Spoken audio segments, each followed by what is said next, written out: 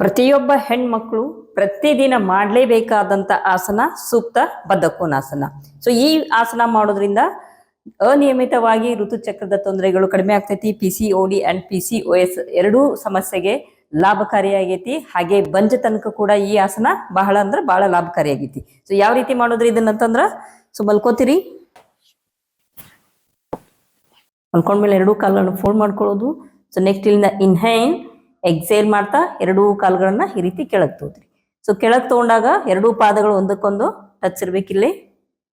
So ಎರಡೂ ಕೈಗಳು ಈ ರೀತಿ ತಗೋರಿ, ಇಲ್ಲೇ ತೊಡೆ ಭಾಗದ ಮೇಲೆ ತಗೋರಿ, ಸಹಜವಾದ ಉಸಿರಾಟ.